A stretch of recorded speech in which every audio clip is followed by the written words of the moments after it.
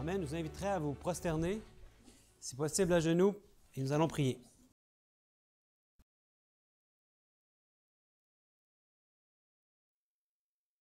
Bon Père éternel, nous voulons te dire merci pour tant d'amour manifesté envers nous, particulièrement en nous donnant ton Fils unique, Jésus-Christ. Nous t'en sommes infiniment reconnaissants. Et bon Père, veuille nous transformer par l'appréciation de ton amour pour nous, ton agapé. Et bon Père, ce matin, je te prie d'ouvrir nos cœurs et surtout notre intelligence et que nous puissions être bien éveillés pour pouvoir recevoir des enseignements de ta part. Veuille, bon Père, faire en sorte que je puisse me mettre de côté, que ce soit toi qui puisses parler pour annoncer ce message. Un message très précieux qui doit être proclamé dans le monde entier pour ta gloire, bon Père. On t'en prie, au nom et par les mérites de Jésus. Amen.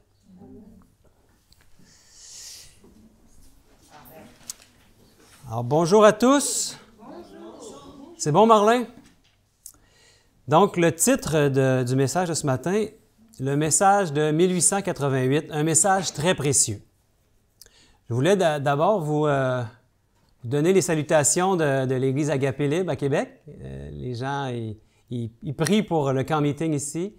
Puis, ils vous saluent. Ils vous saluent tous. Ma femme aurait bien aimé être là aussi, mais c'était impossible pour elle de venir. Il y avait trop à faire là, à la ferme chez nous. Mais une prochaine fois peut-être, elle pourra venir. Donc, ce message de 1888, combien parmi vous en ont déjà entendu parler? Pas mal tout le monde, hein? Donc, on connaît l'année 1888. Vous savez, il y en a eu des conférences générales depuis le début de l'Église adventiste, mais il y en a une dont elle revient toujours. Cette date-là, cette année-là, on ne l'a jamais... Elle ne passe pas. Hein? Tout le monde en reparle et on reparle. On n'arrête pas d'en parler. Pourquoi? Parce qu'il s'est passé vraiment quelque chose dans cette conférence générale-là. Et on fait bien d'approfondir le sujet, de voir qu'est-ce qui s'est vraiment produit là-bas. Donc, j'ai mis ici... Ah oui, bien, avant, je voulais vous montrer. Ouais, on va commencer par regarder un texte. C'est un texte de Mme White, pour voir parce qu'elle, Mme White, était présente à ce camp meeting. Il y avait 110 délégués. Ce n'était pas des grandes conférences générales comme aujourd'hui. Mais ici, ce qu'elle nous dit, dans Special Testimony to Battle Creek Church, elle dit... Le Seigneur a, dans sa grande miséricorde, envoyé à son peuple un message très précieux par les frères Waggoner et Jones. Ce message devait présenter au monde de façon plus évidente le Sauveur crucifié en sacrifice pour les péchés du monde entier. Il présentait la justification par la foi dans le garant. Il invitait les gens à recevoir la justice de Christ, rendue manifeste par l'obéissance à tous les commandements de Dieu. Beaucoup ont perdu de vue Jésus. Ils ont besoin que leurs yeux soient dirigés vers sa personne divine, ses mérites et son amour immuable pour la famille humaine. Et ça se poursuit. Oui, il faut que j'y aille aussi. Tout pouvoir a été remis entre ses mains afin qu'il puisse accorder aux hommes de riches dons, communiquant le présent inestimable de sa propre justice à l'homme impuissant. Voilà le message que Dieu a enjoint de donner au monde.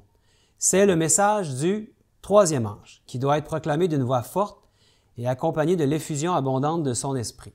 Donc, le message de 1888, selon ce que Mme White nous dit, c'est le message du troisième ange. Donc, si on veut prêcher le message du troisième ange dans sa plénitude, on doit saisir ce message, on doit l'étudier en tout cas. Elle parle du message aussi dans Review and Herald.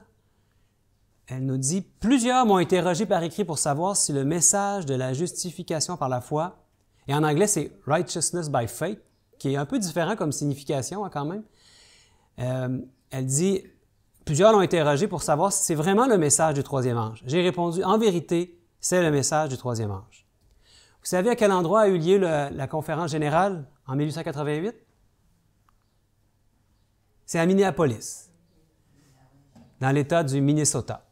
Et ça s'est passé en octobre 1888. Comme je vous disais, il y avait 110 délégués qui venaient d'un peu partout de l'œuvre de l'époque. C'était pas aussi gros qu'aujourd'hui, bien sûr. Hein, c'est pour ça qu'il n'y avait pas beaucoup de délégués. Mais ici, il y a une photo. Puis c'était des camp meetings, pas des camp meetings, des conférences générales qui duraient plus que quelques jours. Hein. Je pense que ça durait presque sur un mois. Donc, ils prenaient vraiment le temps ensemble, puis ils priaient, puis il y avait des messages qui étaient amenés. Dans Testimonies to Ministers, Mme White nous dit « Dans sa grande miséricorde, le Seigneur a envoyé un message des plus précieux à son peuple par les anciens Waggoner et Jones. C'est ce message que Dieu voulait donner au monde, proclamé d'une voix forte et accompagné d'une abondante effusion de son esprit. » On a ici des images de Jones et Waggoner. Jones, il était en Californie, il était le rédacteur de la revue Signs of the Times, et Waggoner était le co-rédacteur de la revue Signs of the Times. Donc, c'était quand même des jeunes. C'était comme la relève qui était dans l'Église à l'époque. Puis, d'un autre côté, il y avait les plus vieux qui se sont opposés un peu à ce message. Hein. Et même beaucoup. Je vais vous amener, peut-être, je l'ai ici. Non, avant, je vais vous montrer un autre texte de Mme White qui dit « Dieu a donné à ses serviteurs, Waggoner et Jones, un témoignage qui présentait la vérité telle qu'elle est en Jésus-Christ, c'est-à-dire le message du troisième ange en très clair et distinct. » Puis eux ici, Uriah Smith et George Butler, vous les connaissez peut-être? Oui, et c'était Uriah Smith, c'était le grand érudit, hein, le savant de l'époque. C'était lui qui avait sur l'Apocalypse, etc. Et Butler, c'était le président de la conférence générale. Et je vous épargne tout ce qui s'est produit dans les échanges qu'il y a eu avant la conférence générale, mais il y avait un conflit entre deux idées. Puis Mme White a amené l'idée qu'il fallait leur laisser, les Jones et Waggoner, présenter le message, présenter ce qu'ils amenaient dans la revue Signs of the Times. Puis eux, ils avaient peur pour l'Église. Ils avaient peur que les gens dans l'Église arrêtent de faire le sabbat, par exemple, puis qu'ils arrêtent de faire la loi. Puis Jones et Waggoner, c'est Dieu qui les a envoyés pour qu'ils puissent amener la balance dans tout ça. Parce que l'Église était rendue sec. L'Église était rendue dans un formalisme, un légalisme. Et on peut tomber dans ce même travers aujourd'hui, hein? Dans l'adventisme. Non, c'est pas fini. Donc Mme White a vraiment exhorté pour qu'on puisse les avoir pour prêcher à la conférence générale. Et ce qui est arrivé, c'est que Butler n'a pas pu être présent parce qu'il était malade. Mais il a écrit, il s'est arrangé pour parler à tous les délégués, puis pour leur dire on doit s'opposer à ça. Tu sais, on voit aussi que la politique, c'est pas d'hier, hein? C'est pas d'aujourd'hui seulement. Hier aussi, il y avait de la politique. Donc, ils sont arrivés, Jones et Waggoner, à la conférence générale, mais il y avait déjà un préjugé défavorable contre eux. Ici, il est dit dans Message choisi, c'est Mme White qui nous parle, elle dit « Le refus d'abandonner des idées préconçues et d'accepter la vérité explique en grande partie l'opposition qu'a rencontrée à Minneapolis le message du Seigneur présenté par les frères Waggoner et Jones. En suscitant cette opposition, Satan a réussi dans une grande mesure à priver notre peuple de la puissance extraordinaire du Saint-Esprit que Dieu désirait ardemment lui communiquer. L'ennemi a empêché d'obtenir cette efficience qui aurait pu caractériser la proclamation de la vérité au monde, ce qui aurait renouvelé l'expérience faite par les apôtres après la Pentecôte. On a résisté à la lumière qui doit illuminer le monde entier de sa gloire. Et ce sont quelques-uns de nos propres frères qui ont contribué pour une grande part à priver le monde de cette lumière. C'est pas banal ce qu'elle nous dit ici, hein? Donc, ce message-là devait terminer l'œuvre de Dieu sur cette terre. Et pourquoi aujourd'hui on est toujours en attente? Pourquoi le message n'a pas été encore compris et proclamé comme le grand cri? Parce que c'est le grand cri, ce message. Vous savez, parfois on parle de la vérité présente et quand on parle du Père et du Fils, on dit c'est la vérité présente. Mais pour moi, d'abord, la vérité présente, c'est ce message. Puis, vous savez quoi? Jones et Waggoner avaient la vérité sur le Père et le Fils, comme tous les pionniers de l'époque. Donc, ce n'était pas un problème pour eux. Dans la vérité présente, il y avait ce message. Aujourd'hui, si on veut bien comprendre le message 88, on doit avoir les deux ensemble. C'est là que c'est puissant. Et vous savez, on dirait que Dieu a permis, après cette opposition qu'il y a eu, ce revers qu'il y a eu à la conférence générale en 88, l'Église elle a été condamnée à errer pendant plusieurs années. Et vous savez, dans Exode 34, Dieu nous dit qu'il va conserver son amour jusqu'à 1000 générations. et qui pardonne l'iniquité, la rébellion et le péché, mais qui ne tient point le coupable pour innocent et qui punit l'iniquité de ses pères. C'est le verset 7, sur les enfants et sur les enfants des enfants jusqu'à la 3e et la 4e génération. Une génération, c'est combien d'années? 30 ans, 40 ans, je ne sais pas combien dans la Bible ça peut être une génération. Je me suis souvent posé la question. Mais supposons que c'est 30 ans. 4 fois 30, ça fait 120. Puis depuis 1888, on est en 2023, il s'est écoulé 135 ans. Je pense que maintenant, le temps s'est écoulé que le message doit être proclamé haut et fort. Et maintenant, tout a été... il n'y a plus rien qui nous manque. Toute la révélation est complète. On peut annoncer ce message.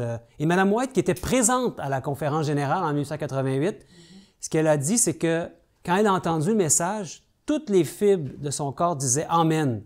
C'est le message qui doit être proclamé, qui doit terminer l'œuvre sur cette terre. Et là, qu'est-ce qui s'est passé? C'est que Mme White, avec Jones et Waggoner, les trois ensemble, allaient de lieu en lieu aux États-Unis surtout, et ils amenaient ce message. Et c'était puissant, les gens venaient en masse. Ça, c'est quelque chose qu'on ne connaît pas beaucoup dans notre histoire. Mais là, les dirigeants de la conférence générale n'étaient pas très heureux de ça. Et ils ont eu peur pour l'Église. Puis, ce qu'ils ont fait, c'est qu'ils ont renvoyé Jones en Californie, ils ont envoyé Mme White en Australie. Si vous lisez l'histoire de l'Église, vous allez voir que Mme White, elle a dit, c'est pas la volonté de Dieu que j'aille en Australie. Mais elle est allée quand même. Et pourquoi ils l'ont envoyé en Australie, vous pensez? Puis Waggoner, il l'a envoyé en Angleterre. Ils ont séparé les trois. Aujourd'hui, on a Zoom, on a Internet, on peut se parler facilement, mais à l'époque, non, les communications, c'était pas comme aujourd'hui. Donc, les trois étant séparés, il n'y avait plus la puissance et la force. Et ce message-là, tranquillement, est tombé dans l'oubli. Mme White est décédée. Jones et Waggoner, ça a été vraiment difficile pour eux. Ils ont été persécutés ou vraiment... Et vous savez, quand on est persécuté à ce point-là, ça vient que ça ronge. Ces gens-là ont apostasié même.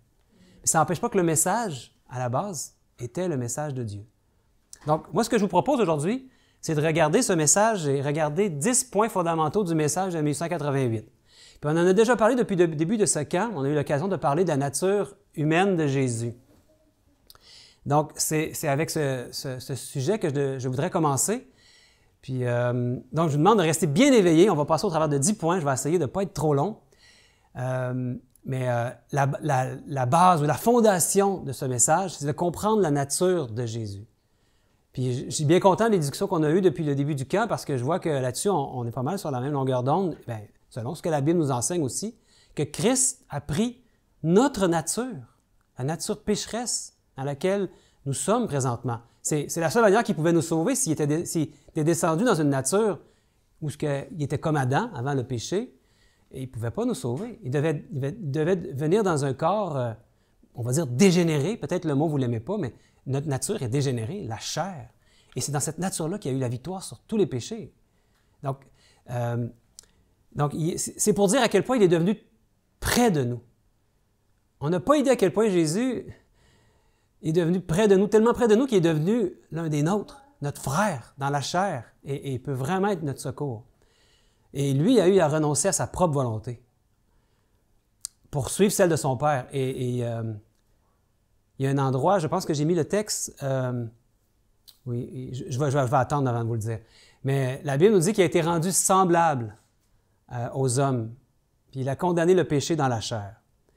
Un texte ici dans Philippiens nous dit « Lequel, existant en forme de Dieu, n'a point regardé comme une proie arrachée d'être égal avec Dieu, mais s'est dépouillé lui-même en prenant une forme de serviteur, en devenant semblable aux hommes, et ayant paru comme un simple homme, il s'est humilié lui-même. » Un autre texte dans Romains 8.3 nous dit « Dieu a condamné le péché dans la chair, en envoyant à cause du péché son propre Fils dans une chair semblable à celle du péché. » C'est assez clair, hein?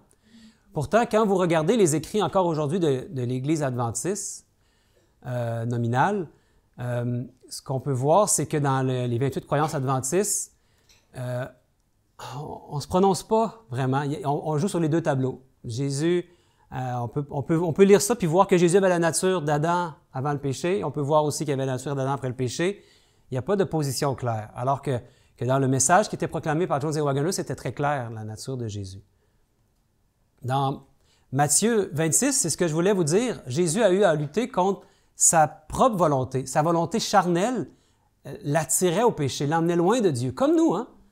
Il n'était pas différent de nous pour ça. Il dit, puis, ayant fait quelques pas en avant, il se jeta sur sa face et priant ainsi, « Mon Père, s'il est possible que cette coupe s'éloigne de moi, toutefois, non pas ce que je veux, mais ce que tu veux. » Donc, ce que sa volonté à Jésus humaine voulait, c'était pas d'aller à la croix et de vivre tout ce qu'il allait vivre. Sa chair voulait pas y aller. Donc, sa volonté humaine n'était pas celle de son Père. C'est la même chose pour nous. Jésus vraiment a pris notre nature. Et un texte de Mme White ici, dans Jésus-Christ, nous dit « Dieu permit à son Fils de venir dans un monde dont Satan se prétendait le maître, et d'y venir sous la forme d'un faible petit enfant sujet aux infirmités humaines. Il lui permit d'encourir les dangers de la vie en commun avec tous les autres hommes, de livrer bataille comme tout enfant de l'humanité, au risque d'un insuccès et d'une perdition éternelle. » Voilà le premier point, la nature humaine de Jésus. Il faut vraiment le garder en tête parce que tout le reste s'effondre comme un château de cartes si on n'a pas la bonne compréhension de la nature humaine de Jésus. Le deuxième point est très intéressant. Il nous dit « L'amour de Dieu prend l'initiative dans le salut. » Dieu est le bon berger, vous savez, hein? Le bon berger, dans la parabole du bon berger, est-ce que c'est la brebis qui prend l'initiative ou c'est le berger? La brebis, elle est perdue, mais elle ne peut rien faire pour se sauver. Peut-être qu'elle ne sait même pas qu'elle est perdue. Donc, c'est l'idée que Dieu prend l'initiative. Puis il est continuellement à la recherche de la brebis perdue, comme à la recherche de nous, hein? Parfois, on a l'idée qu'il faut faire des recherches, chercher Dieu. Puis il y a des textes qui sont mal traduits, qui semblent nous dire de chercher Dieu, puis il faut faire des efforts, puis c'est difficile de trouver Dieu comme s'il se cachait et qu'il est loin de nous. Mais non, on a dit qu'à quel point il était venu près de nous, en Jésus qui est devenu un être humain comme nous, notre frère. Donc, on n'a pas besoin de réveiller Dieu pour qu'il nous trouve. Il nous cherche constamment. Dans la parabole, ça dit « Lequel d'entre vous, quel homme d'entre vous, s'il a 100 brebis et qu'il en perd une, ne laisse les 99 autres dans le désert pour aller après celle qui est perdue, jusqu'il la retrouve. Lorsqu'il l'a retrouvée, il la met avec joie sur ses épaules. Et celle qui était perdue, ben c'est notre monde, hein? Et c'est lui qui part. Donc, le salut, ça ne dépend pas de notre recherche de Dieu, mais de se laisser approcher par lui. Car l'amour agapé de Dieu, son amour à lui, c'est un amour qui est actif et non pas passif. Il est à la recherche constamment. C'est sûr que, toutefois, notre destin final dépend toujours de notre volonté, de notre acceptation, je devrais dire plutôt peut-être notre absence de résistance, parce qu'il attire tous les hommes et toutes les femmes à lui. Parce que ça va toujours dépendre de notre volonté de le suivre ou pas. Hein? On est libre. Il nous donne le libre arbitre. Il ne va pas jamais forcer personne contre son gré à avoir la vie éternelle. Mais le sacrifice du Christ est effectif pour tout le monde. De sorte que la seule raison pour quiconque d'être perdu, c'est le choix délibéré de résister à son appel en méprisant la bonté de Dieu. Ceux qui seront perdus à la fin, ce seront ceux qui vont avoir résisté, méprisé son initiative dans son dessein d'amour. Il y a un texte qui nous parle de ça, que, vous savez, des fois, certaines personnes vont même s'enorgueillir de leur foi. Ils se pètent les bretelles. Hey, moi, j'ai une grande foi, tu sais, puis ils disent pas, peut-être pas, ils disent pas comme ça, mais on sent qu'ils sont contents de tout ce que Dieu a fait, tu sais, tout ce qu'ils ont pu faire aussi pour Dieu. Et en fait, même la foi, la Bible nous dit que c'est Dieu qui met une mesure de foi dans chacun des êtres humains. Et même la repentance, est-ce qu'on peut s'enorgueillir de la repentance? Dans Romains 2,4, il est dit « Ou méprises-tu la richesse de sa bonté, de sa patience et de sa longanimité, ne reconnaissant pas que la bonté de Dieu te pousse à la repentance? » C'est Dieu qui nous pousse à la repentance. C'est pour dire à quel point il est actif. Est-ce qu'il attend qu'on se repente? Ah, il ne se repent pas, je ne peux rien faire pour lui. Non, c'est lui qui nous pousse à la repentance. Donc, il fait tout pour nous. Il a tellement tout fait pour nous qu'il a donné son Fils unique. C'est pour dire, hein? Mais la White nous dit, c'est la contemplation de l'agneau de Dieu sur la croix du Calvaire qui commence à nous révéler le mystère de la rédemption. Et la bonté de Dieu qui y éclate nous amène à la repentance. Le pécheur peut résister à cet amour, refuser de se laisser attirer par le Sauveur. Mais s'il ne résiste pas, il sera attiré vers lui. Donc, Ici, c'est un texte que j'aime vraiment beaucoup dans le livre Vers Jésus. Madame White avait saisi ce message parce que, dans le fond, c'est une question de résistance ici. Ce qu'on peut dire, c'est « Mon Dieu, brise toute résistance en moi ». Parce que c'est là le problème. C'est nous qui se coupent de Dieu. Mais lui, le problème n'est pas du côté de Dieu. Laissons-nous attirer. Il est comme un aimant. C'est l'image d'un aimant. Un aimant là, qui est très, très fort. Hein? Quand un aimant attire la pièce de métal, fou, il va. Mais pour ne pas y aller, il faut presque qu'on se tienne parce que l'attirance est forte. Donc, c'est vraiment l'image d'un Dieu actif qui recherche ses brebis perdues. Maintenant, un autre point qui est amené par les frères Jones et Waggoner, un point peut-être que je vais vous le montrer. Il est plus facile d'être sauvé que d'être perdu. Vous allez dire, ah, Sébastien, il me semble que c'est le contraire. On a toujours appris le contraire. Ça, c'est pas les lois qui en parlent. Ça, c'est les frères Jones et Waggoner. J'ai beaucoup de mal avec cette phrase-là. Oui, c'est ça, je vais vous l'expliquer. Ouais. Mais ici, quand je vous dis qu'il est plus facile d'être sauvé que d'être perdu, c'est en comprenant ce qu'on a vu avant. Ça veut dire que quand Dieu prend l'initiative, quand on a compris son amour, où est-ce qu'on pourrait aller d'autre? Où est-ce qu'on pourrait aller d'autre? Donc, pour quelqu'un qui a compris l'amour de Dieu, qui apprécie son amour, son agapé, ça devient plus facile d'être sauvé que d'être perdu. Ça veut dire que de retourner à notre ancienne vie, ça serait plus difficile que de se laisser aller continuer de se laisser attirer par Dieu. Dans ce sens-là, l'Évangile éternel, pour la fin des temps, c'est une véritable bonne nouvelle. Lorsque quelqu'un comprend la pure vérité de l'Évangile, bien, il s'ensuit qu'il est plus difficile d'être sauvé que d'être perdu. Est-ce qu'il y a des évidences bibliques à ça? Je vais vous montrer 2 passages qui vont nous montrer les 2 parties. Puis, gardez votre question, vous allez voir. Ici, dans Matthieu 11, il est dit « Venez à moi, vous tous qui êtes fatigués et chargés, et je vous donnerai du repos. Prenez mon joug sur vous et recevez mes instructions, car je suis doux et humble de cœur, et vous trouverez du repos pour vos âmes. Car mon joug est doux et mon fardeau est léger. » Vous savez, c'est quoi un joug, hein? On mettait ça sur les animaux, un bœuf, mettons, avec un autre bœuf, puis là, les deux ensemble étaient sur le même joug. Ici, il dit qu'on est appelé à être sous le même joug que Jésus. Imaginez-vous, vous êtes sur le même joug que Jésus. Il y a deux places, là, puis on avance ensemble. Qui est-ce qui travaille le plus fort? Si vous prenez un gros bœuf, puis un petit bœuf, hein, un à côté de l'autre, lequel travaille le plus fort? Mais le gros, hein, le petit, il touche presque pas à terre. Il se laisse porter par le gros. Ici, on est avec Jésus, notre frère, qui est tellement puissant et victorieux que c'est pour ça que ça devient léger, notre fardeau. Donc, ça devient plus facile pour nous. Je ne dis pas qu'à chaque jour, il n'y a pas des efforts à faire, on doit se lever, on doit aller, mais propulsé par l'amour, l'agapé de Dieu, ça, c'est une motivation qui nous donne le zèle naturellement.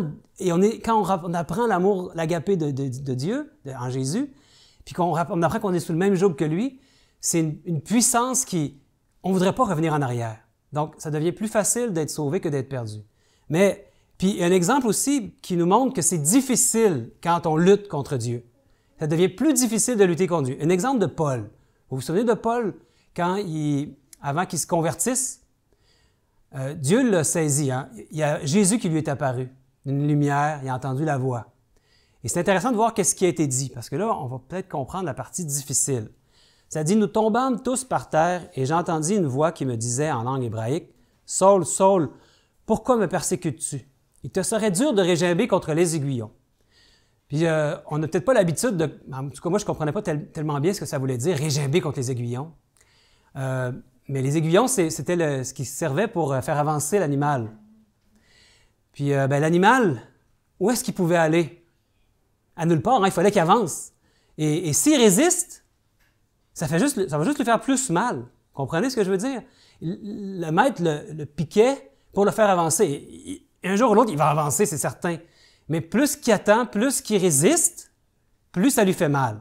C'est une position difficile à tenir que de résister contre Dieu. Parce que Dieu attire tous les êtres humains. Et quand on a compris l'amour de Dieu, de résister contre Dieu, c'est une position intenable. En tout cas, il y en a qui le font, hein, mais c'est d'aller contre sa conscience, ça devient très difficile comme position. C'est beaucoup plus facile de se laisser aller à Dieu. Je ne dis pas que c'est facile, mais c'est plus facile que de... Ici, Paul résistait. Et dans la version en français courant, parfois, l'avancée François Courant nous aide à comprendre. Réginald qu'on disait Guyon, ici, c'est dit, c'est en vain que tu résistes comme l'animal qui rue contre le bâton de son maître. Donc, l'animal résiste, mais en fait, c'est le maître qui est plus fort, c'est le maître qui va l'amener, il n'y a pas le choix, il faut qu'il avance. Donc, s'il résiste, ça lui fait juste du tort, ça lui fait mal.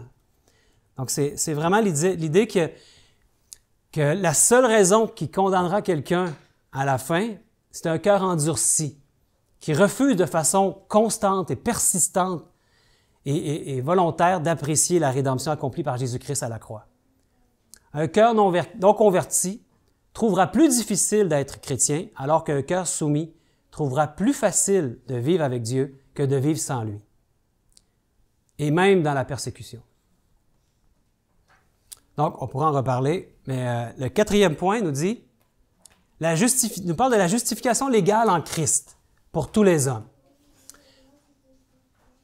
Donc, qu'est-ce que c'est la justification légale en Christ pour tous les hommes? On sait que notre monde est comme en spectacle devant l'univers et il se déroule ici quelque chose qui est cosmique. Et Dieu, pour lui, la justice, c'est très important. Ici, on comprend ce que ça veut dire, le mot « légal ». Ça veut dire qu'en dehors de notre consentement, en dehors de notre volonté, on n'a rien eu à y dire, Dieu nous a sauvés, nous les êtres humains. Et ça, c'est une justification purement légale et extérieure à l'homme, fondée sur l'œuvre déjà terminée de Christ. Christ, quand il était sur la croix, il a dit « Tout est accompli ».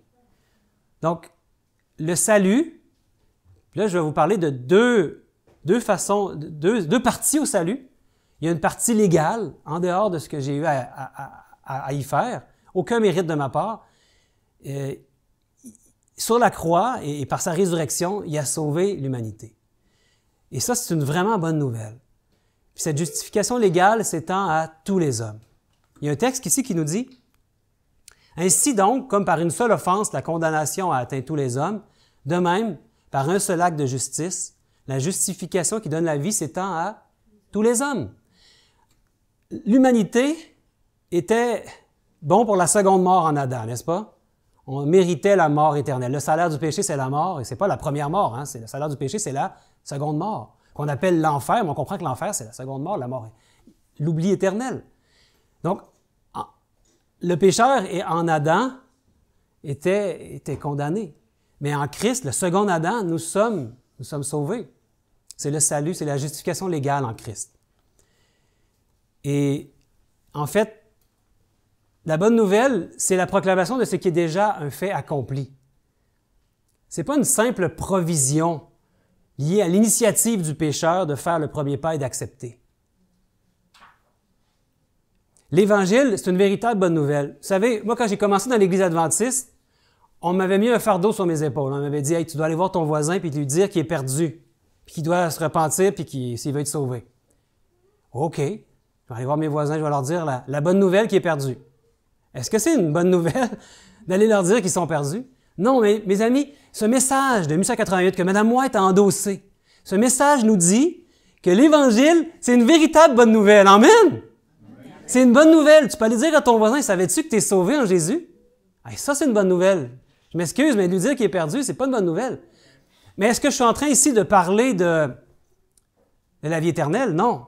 Je vous parle de la justification légale. C'est ça qu'il faut bien comprendre. Et là, il y a des termes qui sont utilisés, la justice impartie, imputée, objective, subjective. Moi, je n'embarque pas là-dedans parce que ça mêle les gens plus que d'autres choses. Mais en dehors de mon consentement, totalement, c'est Dieu qui a fait avec Jésus. Il a sauvé l'humanité. Puis là, moi, je peux aller voir mes voisins et leur dire, savez-vous que vous êtes sauvés en Jésus-Christ? Mais maintenant, vis comme un sauvé, maintenant que tu le sais. Puis tu peux résister contre ce salut-là, mais si tu ne résistes pas, bien, Dieu va faire des miracles, il va te convertir, il va t'amener à la repentance et il va t'amener à arrêter de pécher. Donc, c'est vraiment une bonne nouvelle, l'Évangile.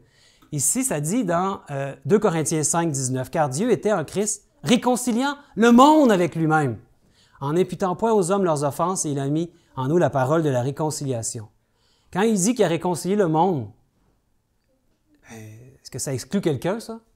Il parle de l'humanité. C'est formidable. Donc, il a réconcilié tout le monde. Il ne faut pas confondre, comme je disais, le salut, qui est une réalité présente pour tous les hommes, acquis en Jésus-Christ, et la promesse de la vie éternelle, dans le paradis terrestre, qui est une réalité future, qui est conditionnelle à nos propres choix personnels. Ça vous va, on continue? Le 5e point nous dit la justification par la foi véritable. Vous voyez, quand on parle du message de 1988, souvent on dit c'est le message de la justification par la foi. Mais là, on voit que c'est beaucoup plus que ça. Mais la justification par la foi véritable, c'est important de bien le comprendre. Et avec la bonne compréhension du Père et du Fils, ça devient très important et ça devient plus clair. Donc, comme je le disais, ceux qui vont avoir la vie éternelle, c'est ceux qui vont avoir manifesté la foi. Mais qu'est-ce que la foi? La foi véritable, je vous parle. Quelle est la foi parfaite? Mais la seule foi parfaite et véritable, c'est celle de Jésus-Christ, n'est-ce pas? C'est comme le modèle de foi par excellence. La foi parfaite, c'est la foi de Jésus-Christ. C'est la seule foi qui passe pour le ciel, si vous comprenez ce que je veux dire. Quand Jésus nous regarde, il regarde s'il voit son Fils Jésus. C'est cette foi-là qui va au ciel. Donc, on est justifié par la foi de Jésus. Comme je disais, de là l'importance de comprendre la vérité sur l'Esprit, le Saint-Esprit. Ici, Paul, dans Galates 2,20, nous dit, c'est la version Martin, « Je suis crucifié avec Christ, et je vis non pas maintenant moi, mais Christ vit en moi. Et ce que je vis maintenant en la chair, je la vis en la foi du Fils de Dieu, qui m'a aimé et qui s'est donné lui-même pour moi. » Remarquez ici que c'est pas la foi au Fils de Dieu, c'est la foi du Fils de Dieu. C'est différent, hein? Un petit mot comme ça peut faire toute la différence. Et d'autres versions n'ont pas la même façon de le mettre. Et un autre texte aussi, peut-être que vous connaissez, qui nous amène aussi la foi de Jésus, et selon les versions aussi, mais... Oui, la King James, ça dit la même chose. Oui, hein? Apocalypse 14, 12, vous connaissez ce texte, c'est ici la persévérance des saints qui gardent les commandements de Dieu. Et la foi de qui? De Jésus. Est-ce que c'est la foi de Sébastien ou de Ginette ou de Estelle? Non, c'est la foi de Jésus. Nous sommes justifiés par la foi parfaite de Jésus. C'est lui l'humain par excellence. Autrement dit, et ça c'est important, je pense, c'est nous avons la foi en la foi de Jésus. Comprenez-vous? C'est lui, c'est sa foi à lui. On a foi en sa foi à lui.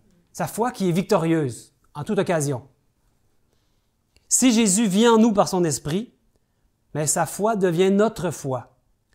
Les frères Jones et Waggoner et les pionniers à l'époque, Mme White y compris, avaient la vérité sur l'esprit de Jésus. Quand ils prêchaient ce message, on comprenait ce que ça voulait dire. C'était puissant. Mais aujourd'hui, quand on n'a pas la vérité sur le Saint-Esprit et qu'on ne sait pas que c'est l'esprit de Jésus lui-même, et dans ce qui est écrit ici, là, je dis ça à mes frères qui sont encore trinitaires. Christ vit en moi, mais là, ils pensent que c'est un autre esprit, que ce n'est pas l'esprit de Christ. C'est triste, mais le texte est clair. Et quand on a la bonne compréhension de l'esprit de Christ, là, le message de 1988 prend toute autre dimension. Moi, je vous dis, je l'ai prêché ce message-là pendant plusieurs années, et je me rends compte aujourd'hui qu'il manquait de mordant, il manquait la clé pour comprendre le Consolateur, l'Esprit de Christ. C'est lui qui va reproduire sa foi en plus. Si Christ vit en moi, ben c'est lui, c'est sa foi qui est en moi en fait. C'est ça l'Évangile. C'est ce que le Père s'attend de voir en nous, dans la dernière génération particulièrement.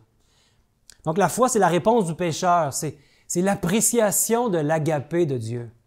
Quand on apprécie son amour, ça fait grandir notre foi, puis c'est cette manière-là que Jésus habite dans notre cœur et que sa foi est en nous.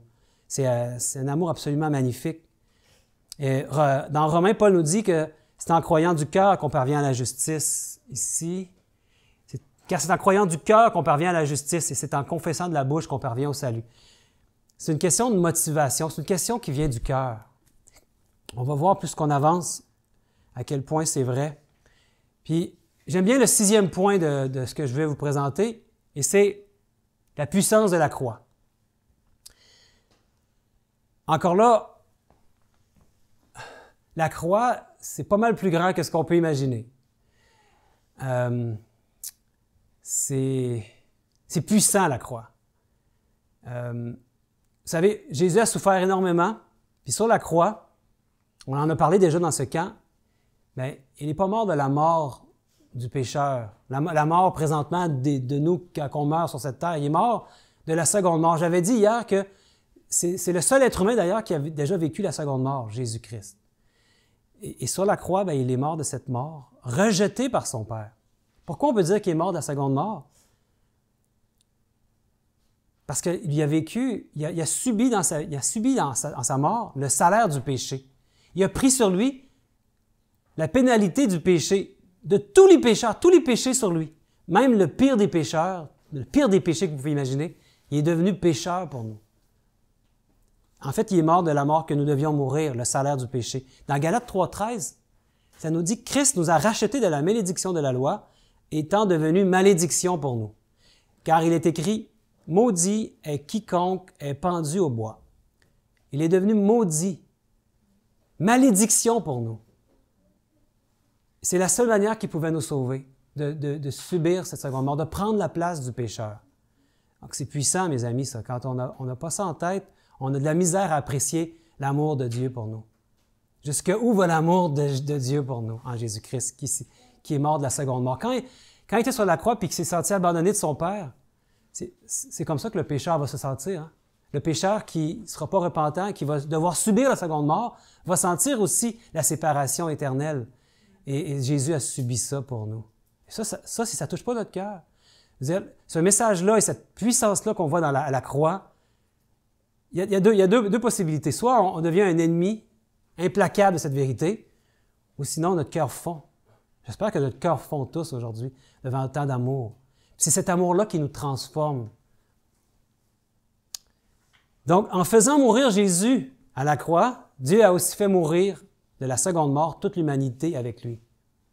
Nous, on n'aura pas à subir la seconde mort. On était comme présents corporativement à l'humanité en lui, pour pas que nous ayons à la subir réellement. Mais on l'a subi en Christ.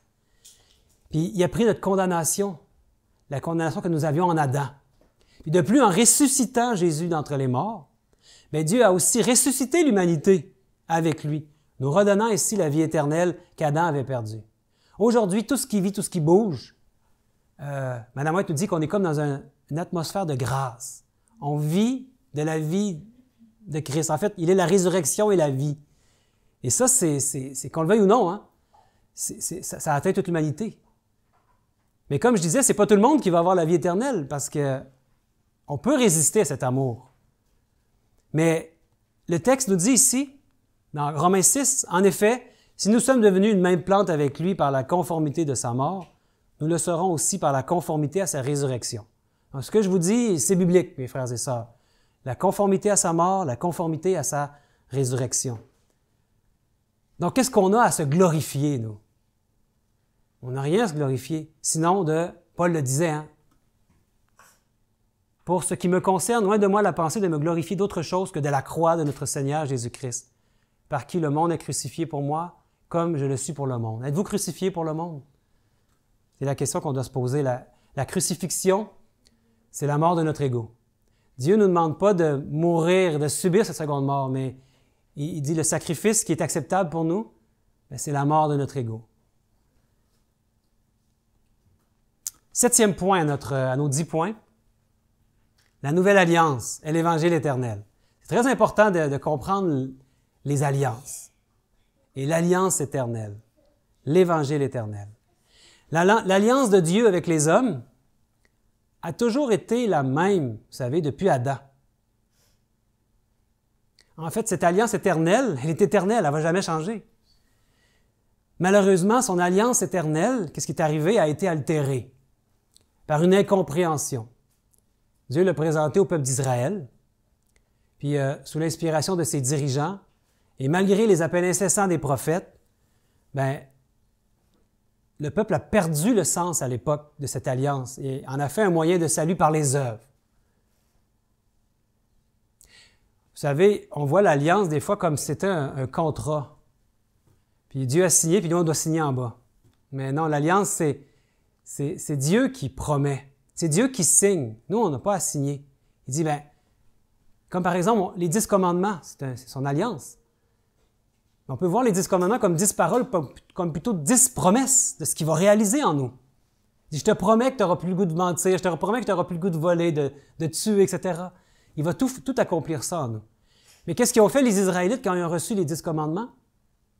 Ils ont dit d'un seul cœur, et Dieu respecte ça, hein, il avance avec le rite du peuple avec lequel il est confronté, et ils ne sont pas encore rendus à la maturité dont on a parlé hier. Et leur maturité était encore plutôt faible. Et qu'est-ce qu'ils ont dit? Quand ils ont entendu les 10 commandements, ils ont dit « Nous le ferons ». Mais ça, c'est l'être humain qui parle, hein, c'est l'ego qui dit « On va le faire ». Puis ça n'a pas été tellement long qu'ils ont cessé de faire la loi. Et combien de fois ils ont brisé l'alliance de Dieu. Donc, mais Dieu ne leur a jamais demandé de faire une promesse. C'est Dieu qui fait des promesses. Est-ce que nous, on doit faire des promesses à Dieu? Nos promesses humaines, est-ce qu'ils valent quelque chose? Non, hein? Ça ne vaut pas cher une promesse humaine. On peut dire, ah, si Dieu le veut, je vais être là, mais moi, si je te promets que je vais être là, je n'ai aucune idée, hein? Je peux avoir un accident, je peux mourir demain matin. Donc, notre salut ne dépend pas du fait que l'on respecte ou non nos promesses faites à Dieu, mais il dépend de notre foi en la promesse qu'il nous a faite en Christ de nous rendre à son image. L'ancienne alliance est une fausse conception de l'engagement de l'homme envers Dieu. Elle est basée sur la promesse de l'homme. Elle représente un système de salut par les œuvres. Et Dieu sait que l'Église adventiste a répété l'histoire. Hein? On est entré aussi dans ça, dans l'Église adventiste, malheureusement. Je l'ai été moi-même et je m'étais fait un système d'œuvres. Plus subtil peut-être que le peuple d'Israël, mais quand même, il y avait un système d'œuvres. Et ça existe depuis l'entrée du péché dans l'humanité, malheureusement, motivé par un intérêt égocentrique de gagner la vie éternelle. Dieu veut nous donner la vie éternelle, mais ce n'est pas ce qui devrait nous motiver, la récompense. On va en reparler. Mais la Nouvelle Alliance, c'est la bonne conception de l'engagement de l'homme envers Dieu. Elle est basée sur la promesse de Dieu. Puis elle représente un système de salut par la foi dans les mérites du Christ qui œuvre à salut, motivé par le désir de glorifier et d'honorer Christ en vue du salut du monde. Puis elle est établie, vous savez, depuis le premier jour où Adam et Ève ont transgressé la loi, dans le Jardin d'Éden, là où il y a eu la promesse de Genèse 3,15, vous la connaissez, hein? Quand il a annoncé la venue de Jésus. Il a dit à ta postérité, sa postérité. Il a prophétisé déjà la venue de Jésus. Cette promesse-là, elle est éternelle. Cette alliance-là est depuis le commencement avec l'humanité. Donc, l'ancienne et la nouvelle alliance, ce n'est pas une question d'époque, mais de motivation. Il y a des gens aujourd'hui qui peuvent être encore sous l'ancienne alliance. Comme à l'époque des peuples d'Israël, il y avait des gens qui étaient sous la nouvelle alliance. Et il y a des personnes comme Moïse, comme Élie, Enoch, même s'il était avant que Jésus vienne, on peut dire qu'il était sous la nouvelle alliance. Comprenez-vous ce que je veux dire? Et souvent, on sépare avant, après, ancienne, nouvelle. Oui, c'est vraiment passé quelque chose à la croix, au niveau cosmique, et ça, il ne faut vraiment pas le négliger. Mais Dieu a toujours eu une alliance, un évangile éternel pour nous les humains. En fait, il a toujours voulu écrire sa loi où? Dans notre cœur. Ça dit, « Mais voici l'alliance que je ferai avec la maison d'Israël. Après ces jours-là, dit l'Éternel, je mettrai ma loi au-dedans d'eux, je l'écrirai dans leur cœur et je serai leur Dieu et ils seront mon peuple. » Donc, il en vient que le croyant aime obéir à Dieu. Le 8e point, maintenant. La foi véritable rend le pécheur obéissant à la loi. S'il écrit sa loi dans notre cœur, comprenez tout de suite, hein? Il va nous rendre obéissants à sa loi. Lorsque l'Esprit de Jésus-Christ demeure dans la vie d'un croyant, il se produit un changement de motivation qui rend le pécheur obéissant à la loi de Dieu.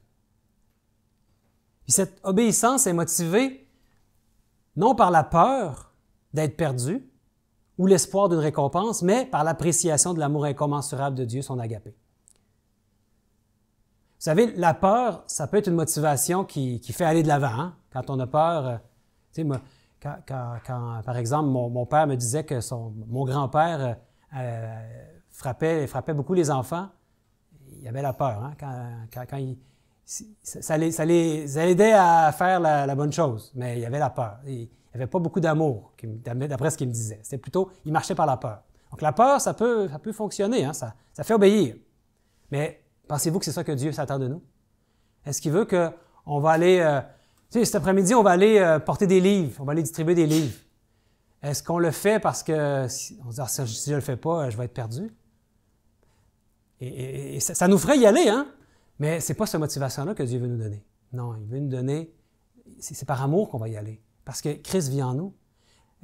Il veut remplacer cette motivation-là qui est la peur, ou la récompense aussi. Parfois, ça ne nous tente pas d'aller à l'Église. Ah, mais viens, je vais y aller parce que je veux la vie éternelle. Pensez-vous que c'est la bonne motivation aussi? Certainement pas. Hein? Donc, la peur, ce n'est pas dans le véritable amour. Et il y a un texte ici qui nous en parle dans 1 Jean. Ça dit « La crainte n'est pas dans l'amour ». Ici, le mot, c'est « agapé », si vous regardez en grec. Mais l'amour parfait bannit la crainte, car la crainte suppose un châtiment. Et celui qui craint n'est pas parfait dans l'amour. Et ici, le mot « crainte », c'est pas le même mot que quand ça dit « craignez Dieu et donnez-lui gloire ». En français, on voit que c'est le même. Non, « craignez Dieu et donnez-lui gloire », c'est plutôt l'idée de révérence ou de respect envers Dieu. Mais ici, le mot « crainte », c'est la peur. C'est mal traduit, ou en tout cas, on n'a pas la bonne idée quand on regarde ça. Mais, exact. Donc, on ne doit pas avoir peur de Dieu. Oui, quand on est devant Dieu, c'est un Dieu extrêmement grand et puissant et saint, le maître de l'univers, mais on a un respect, une révérence envers lui. La crainte de l'Éternel est le commencement de la science, hein? Proverbe 1,7, je pense. Je ne l'ai pas mis ici, non? Mais mais encore là, en hébreu, si vous regardez la crainte de Dieu, parce qu'il y a plusieurs façons de ce mot en hébreu de le traduire, mais quand on parle de la crainte par rapport à Dieu, bien, c'est l'idée de révérence aussi, de respect. C'est pas la peur. Dieu ne veut pas qu'on s'approche de lui par la peur. Ça ne devrait pas être la motivation qui nous habite. Donc, il s'ensuit que la vraie justification par la foi rend le croyant obéissant à tous les commandements de Dieu, incluant le sabbat du 7e jour et incluant les lois de la santé. L'amour agapé, c'est un élément clé dans l'exercice de la foi qui s'exprime par une obéissance parfaite aux directives de Dieu. Tout est une question de motivation, mes frères et sœurs. Christ en nous donne la bonne motivation. Mais il ne peut vivre en nous à moins que nous soyons morts à notre ego, comme on l'a dit tantôt. Et c'est pour ça que je remets ici le texte qui est très important dans Galates 2,20. « J'ai été crucifié avec Christ. Et si je vis, ce n'est plus moi qui vis, mais c'est Christ qui vit en moi. » Il dit « Car l'amour de Christ nous presse, parce que nous estimons que si un seul est mort pour tous, tous donc sont morts, et qu'il est mort pour tous, afin que ceux qui vivent ne vivent plus pour eux-mêmes, mais pour celui qui est ressuscité pour eux. » Et dans 1 Jean 4, 18, il dit, Jésus lui répondit, « Si quelqu'un m'aime, il gardera ma parole, et mon Père l'aimera. Nous viendrons à lui, et nous ferons notre demeure chez lui. » C'est une question d'amour, de suivre Dieu, de faire sa volonté. La motivation qu'il veut que nous puissions avoir, c'est son agapé, son amour inconditionnel. Et il dit, nous viendrons à lui. C'est qui va venir? Bien, ici, c'est le Père et le Fils. C'est vraiment un beau clin d'œil, Marlin, hein, pour ce que Dieu veut faire en nous. 1 Jean 4, 18 ou bien Jean 4, 18? 1 Jean 4, 18. C'est 1 Jean, à moins que je me suis trompé. Tu peux vérifier, là, tu me diras. Non, c'est ça, c'est bien. Oui, 1 Jean. Il me semble que c'est ça, oui. Donc, la foi véritable rend le pécheur obéissant à la loi et à toute la volonté de Dieu. Être... Non, là, en Jean 4, 18, moi, il n'y a pas de peur dans l'amour, mais l'amour parfait bannit la crainte. Ah, OK, oui, je me suis trompé, peut-être tu as raison. Bien, je vais vous revenir plus tard avec le bon verset parce que j'ai fait une erreur. J'ai probablement pris le slide puis j'ai oublié de changer le verset. Je vais vous le donner tantôt, OK, le bon verset. Pardon pour ça. Donc, on peut dire que nous marchons avec l'Esprit, mais être sous la loi, finalement, ça serait d'être motivé par la peur ou l'espoir d'une récompense. 9e point, on arrive à la fin et plus on approche de la fin de ces 10 points, plus c'est merveilleux de ce qu'il veut faire avec nous. En fait, maintenant, on arrive à la purification du sanctuaire céleste. On en a déjà parlé un peu hier. Mais vous savez ce que fait Jésus au ciel en ce moment, n'est-ce pas? Oui. Souvent, les chrétiens ne s'attardent pas à ça. Hein. Qu'est-ce que fait Jésus? Où il est Jésus? Ah, je ne sais pas. Ah, il doit être sur un nuage, il nous attend. Il joue de la harpe. Mais Jésus est notre grand prêtre dans le sanctuaire céleste. Et depuis 1844, nous le savons, il est entré dans le lieu très saint. C'est Jean 14, 23. Ah, merci beaucoup. Jean 14, 23, pour le texte juste avant, ici. Excusez-moi, je vous ai coupé. Non, mais c'est très bien parce que c'est enregistré aussi et c'est bien que les gens aient la bonne référence. Pardon pour ça. Donc, oui, Jésus est au ciel et dans son ministère de purification du sanctuaire, dans le lieu très saint. Et le sanctuaire qu'on avait sur la terre, on sait, c'est un type de ce qui se passe au ciel, mais qu'est-ce qui est en train de purifier, donc, au ciel? Il n'y a plus de sang des animaux qui est emmené là-bas. Mais on comprend que nous sommes le temple de son esprit. Ne savez-vous pas que votre corps est le temple du Saint-Esprit? 1 Corinthiens 6, 19. Donc, il veut purifier nos vies à son image. C'est ce qu'il est en train de faire présentement. Puis cette purification de tous les péchés, et là on parle des péchés autant conscients qu'inconscients, et si vous étudiez le sanctuaire, vous allez voir que quand il y avait des péchés conscients par le peuple, en Israël, le sang pouvait être amené jusque dans le lieu saint. Le lieu saint, c'était pour la victoire sur tous les péchés volontaires, conscients. Et si vous étudiez dans le lieu très saint, c'était l'effacement de tous les péchés qu'il y avait eu dans toute l'année, donc incluant les péchés inconscients de tout le peuple. Et c'est là maintenant que Jésus, oui, il veut encore donner la victoire sur les péchés conscients, mais je me dis, aujourd'hui, là, si près du retour de Jésus, on devrait avoir arrêté de pécher de façon consciente depuis longtemps et comprendre l'horreur du péché. Mais maintenant, Jésus, on doit pointer nos regards vers là où il est, dans le lieu très saint. Et là, il est en train de purifier un peuple même de ses péchés inconscients.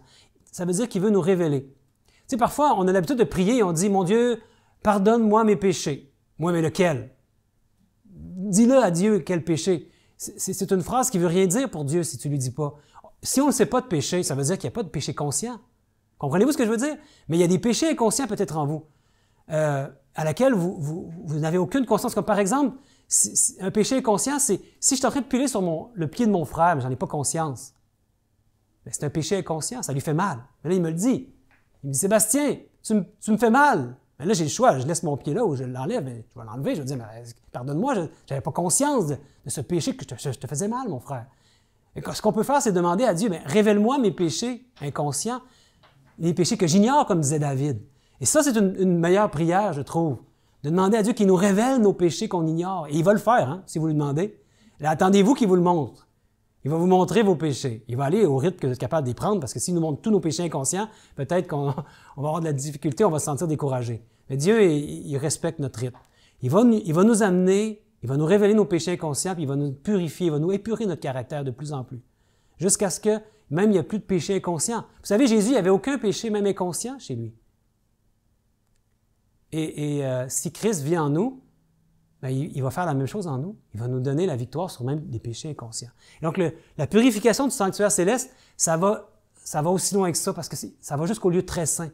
Il est en train de purifier son peuple. Ça va atteindre le cœur de tous les vrais adorateurs, cette vérité, mes frères. Dans Philippiens 2,15, il est dit, et on l'a vu un peu hier, « Afin que vous soyez irréprochables et purs, des enfants de Dieu irrépréhensibles, au milieu d'une génération perverse et corrompue, parmi laquelle vous brillez comme des flambeaux dans le monde. » Dieu veut accomplir une œuvre qu'il n'a jamais faite encore depuis le début de l'histoire de l'humanité. Jamais. Il a réussi à faire ça dans des individus, oui. On en a parlé, hein? Marlène nous a parlé d'Hénoch. Probablement qu'Hénoch, Moïse s'était rendu jusque-là, hein, parce que Dieu avait dit qu'il avait trouvé quelqu'un selon son cœur. Moïse était même prêt à perdre la vie éternelle pour que le peuple ne soit pas détruit, hein, quand il y avait une conversation avec Dieu sur la montagne. Il y a Élie qui a été enlevé au ciel. Il y a des individus, il y en a sûrement d'autres, hein, qui font partie, qui vont faire partie des 144 000, que Dieu, apparemment, selon ce que Mme White nous dit, il va ressusciter au moment de l'avènement de Jésus, puis qu'ils vont voir le retour de Jésus. Mais ils s'attendent à un peuple maintenant, un peuple au complet, non pas seulement ces individus éparpillés, mais un peuple, à la fin, qui va avoir le caractère de Jésus, complètement épuré. C'est ce qu'il est en train de faire présentement. Donc, si on ne sait pas ce que Jésus fait au ciel, comment on peut entrer avec lui dans son ministère? Impossible. Et maintenant qu'on le sait, bien, on peut entrer avec lui dans ce ministère-là et le prier pour qu'il puisse accomplir en nous ce qu'il veut accomplir. Et cette purification-là va atteindre une telle efficacité que nous serons comme si nous n'avions jamais péché, à l'image parfaite de Jésus-Christ. Mme White nous dit, vers Jésus, page 62, « Le caractère de Jésus-Christ est substitué à votre caractère, et vous avez accès auprès de Dieu comme si vous n'aviez jamais péché. » Pour avoir accès de Dieu, il n'y a pas de péché. Et on a accès auprès de Dieu par Jésus-Christ, par le voile qu'il représente. Notre accès auprès du Père. 10e point. La victoire totale sur le péché en Christ.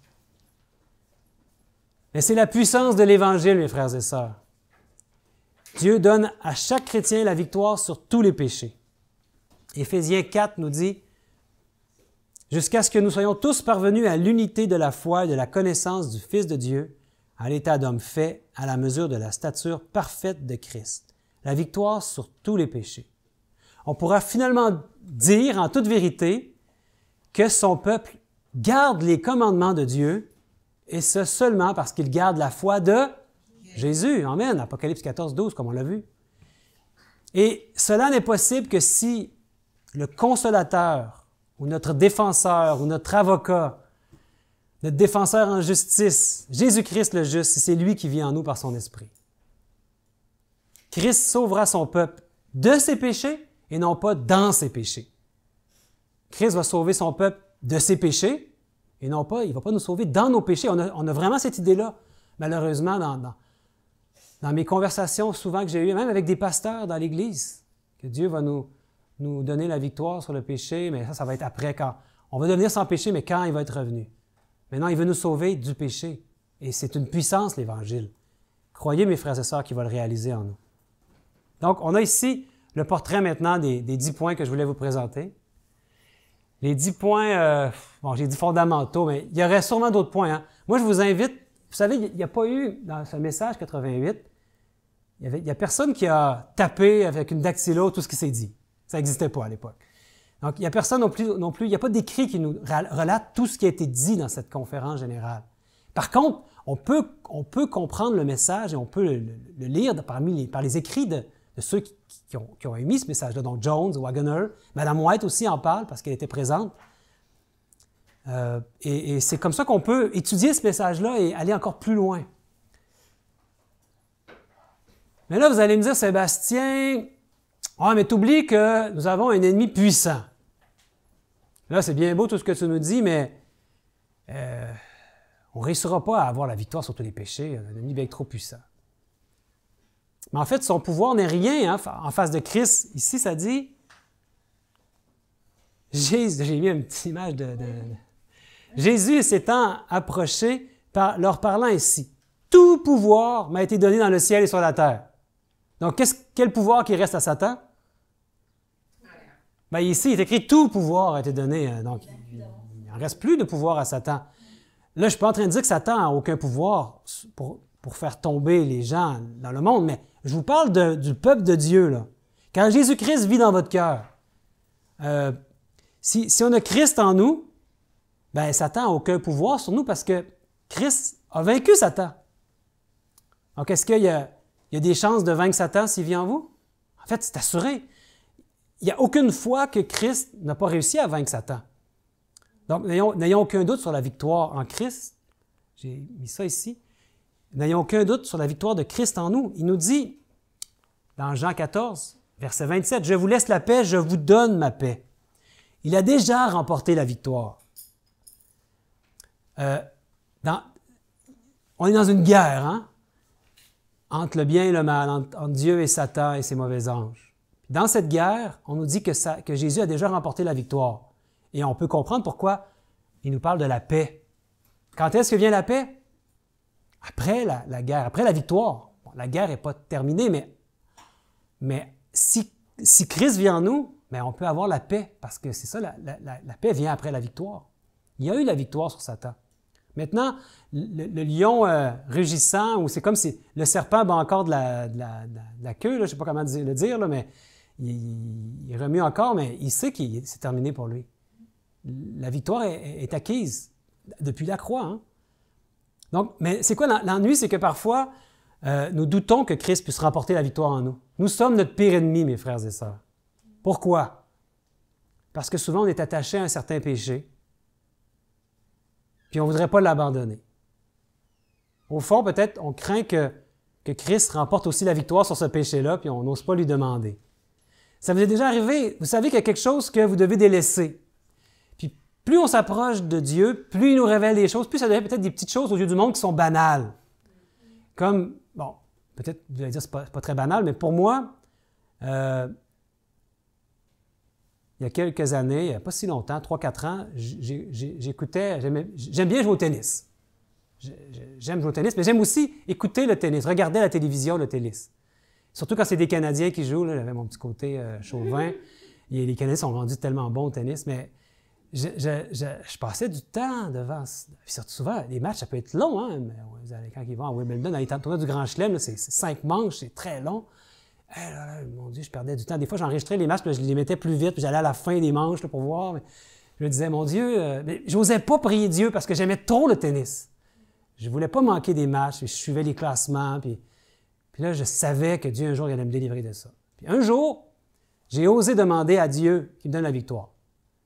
Tant que je n'avais pas demandé, il ne m'a pas donné la victoire, mais quand je me suis mis à genoux, j'ai demandé à Dieu. Ah, je savais qu'il allait me donner la victoire. Puis j'ai arrêté d'écouter le tennis. Mais c'est lui qui a fait ça en moi. Hein. C'est pas pour me glorifier, là, c'est vraiment pour sa gloire. Mais tant que je ne l'ai pas demandé, là, j'en parle, j'ai des frissons sur mes bras parce que Dieu est puissant, mes amis. Amen. Puis nous sommes notre pire ennemi. Osons demander à Dieu la victoire. Amen. Vous savez, si vous lui demandez la victoire, bien, c'est déjà, dans votre esprit, c'est passé quelque chose. Puis, parce que Dieu peut vous donner toutes les victoires, mais il ne peut pas aller contre votre gré. Vous savez, Dieu peut tout faire, hein? Il est tout puissant. Mais il y a une chose qu'il ne peut pas faire.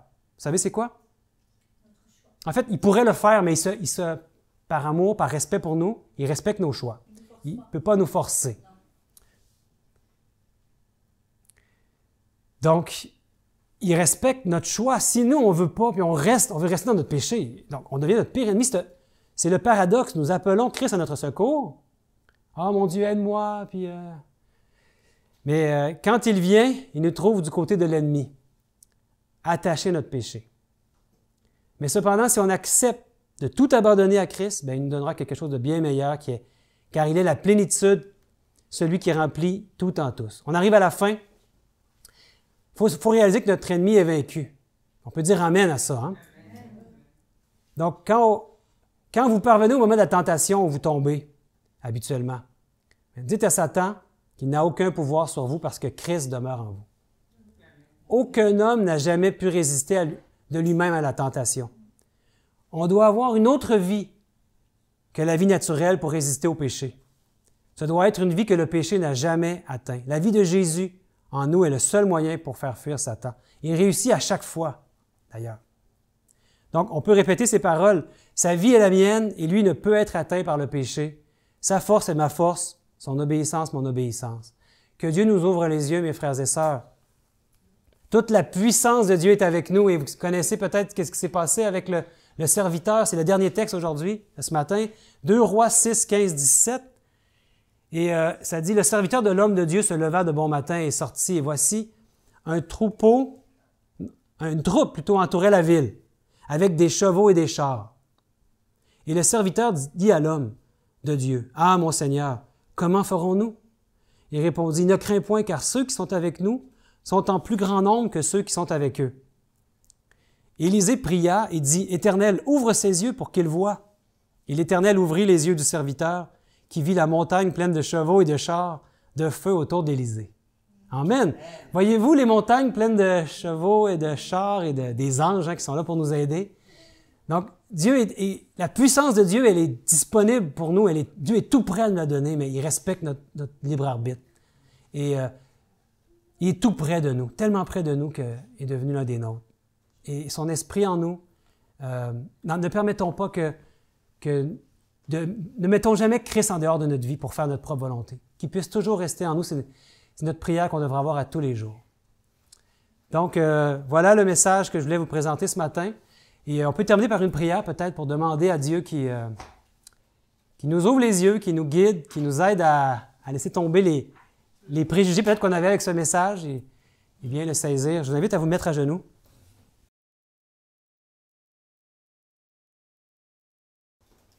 Bon Père éternel, je voudrais te remercier pour ce que tu peux accomplir en nous. Tu es vraiment un Dieu merveilleux. Et tu veux nous donner la victoire totale et complète sur toutes nos faiblesses. Bon Père, je te prie de nous révéler nos faiblesses, nos manquements, les péchés qu'on fait sans en avoir conscience bien souvent. Révèle-nous, bon Père, ces péchés et amène-nous à ce que jamais plus on mette ton Fils Jésus en dehors de notre vie pour faire notre propre volonté. On voudrait, bon Père, toujours faire ta volonté pour ta gloire et qu'on puisse devenir des flambeaux dans le monde, pour qu'on puisse attirer d'autres à l'amour, à ton amour et à l'amour de ton Fils Jésus. Je t'en prie, bon Père, rends-nous enseignables des autres neuves, au nom et par les mérites de Jésus-Christ, notre seul Sauveur. Amen. Amen. Amen.